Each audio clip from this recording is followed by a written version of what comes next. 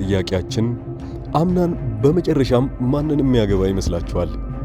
ንጹህና ምስኪኗን ቤሌንን ወይንስ በገንዘቧና በዘዴዋ ልታጠምደው የምትሞክረውን ማርያ?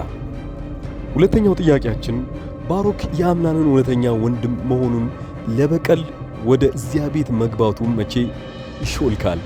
ያ ማለት ትክክለኛው ሚስጥር የሚወጣው መቼ ነው?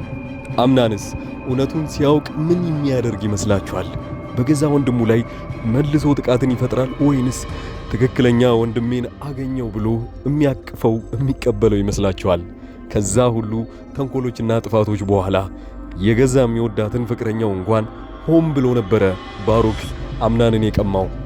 ሌላውና የመጨረሻው ጥያቄያችን ቤሌን እልህን ብላ ከባሮክ ጋር የምታደርገውን ጥቃቅን የጎደለውንና ግንኙነታቸውን በመጨረሻም በምን መልኩ ልትወጣው ትችላለች?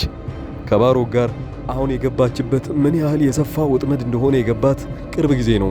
ያንን እንዴት አድርጋ ባሮክን ሳትጎዳው አምናንም ባሮክም ሳይጣሉ እርስ በርስ እንዴት አድርጋ ከዛ ወጣ ወደ አምናንና ወደ ፍቅረኛዋ ልትመለስ ትችላለች?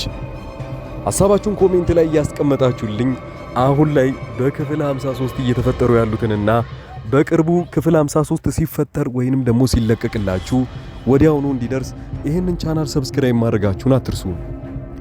የሰርጉ ቀን ደርሷል። በዚያ ታላቅ አዳራሽ ውስጥ ያለው ድባብ ግን ደስታ ሳይሆን የሚስጥርና የውጥረት ነው። በክፍል 53 ላይ እንደተመለከትነው አምናን ሊያገባ ነው። ነገር ግን ሙሽራዋ ማን እንደሆነች እስካሁን ድረስ ግልጽ የሆነ ምንም አይነት ፍንጭ የለም።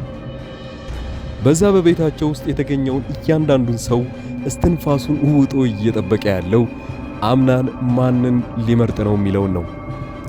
በአንድ በኩል ማርያ በሀብቷና በሴራዋ አምናንን የራሷ ለማድረግ ሙሉ ዝግጅቷን ጨርሳለች። ቤሌን ላይ ደግሞ የምታሳየውን ጥላቻ እና ምቀኝነት ከፍተኛ ላይ ደረጃ ደርሷል። ማርያ ቤሌንን የምትጠላት እሷ በውበትና በሁሉም ነገር በልጣት አምናንን ስላሸነፈችው ነው።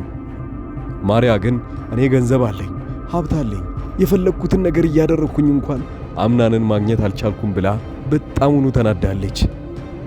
በሌላ በኩል ቤሌን ከአምናን ጋር በገጠማት ጊዜያዊ ግጭት ምክንያት ተስፋ ቆርጣለች። ለልህ ብላ ወደ ባሮክ መጠጋቷ ደግሞ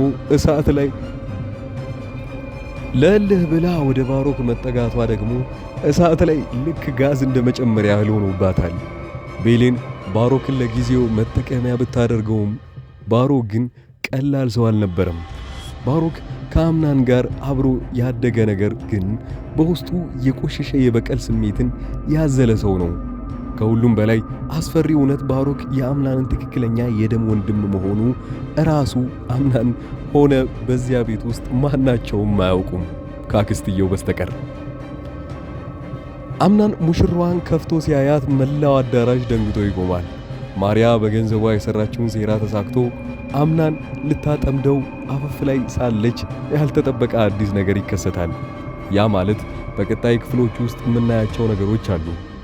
በክፍል 52 ላይ ያያችሁት ያኔ ባሮክ ቀለበት ሆን ብሎ ለቤሌን ሲያደርግላት ቤሌን ግን አልተቀበለችውም።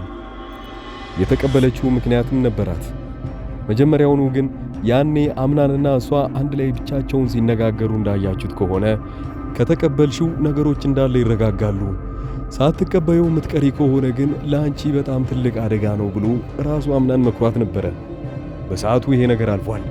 አሁን ደግሞ የፈተናው ተራ የሆነው ለራሱ ለአምናን ነው። አምናን በዚህ ሁለቱ ሰርግ ላይ ግዴታ መደገስ እንዳለበት ተሳክቶለታል።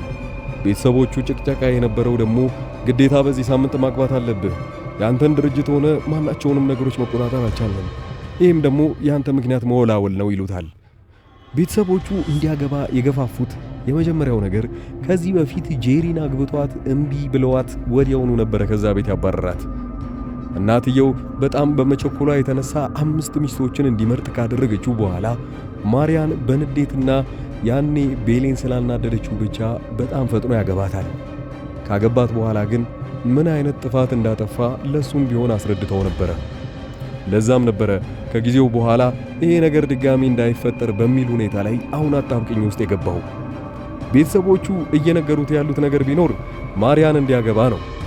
ማርያ በብዙ ነገሮች ስኬታማ ስለሆነች ቤተሰቦቿም ቢሆኑ ሀብታም ስለሆኑ አሁን ላይ ዘመድ ብታደርገን ከሷ ጋር እኛም ቢሆን ግንኙነታችን አሪፍ ይሆናል ብለው ነው የሚያከብሩለት።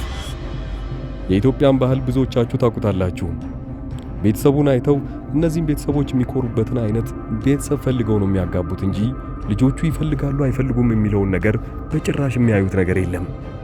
አምናን በራሱ ይወስናል ወይንስ የቤተሰቦቹን ቃል አክብሮ ማርያን የሚያገባት ይመስላችኋል?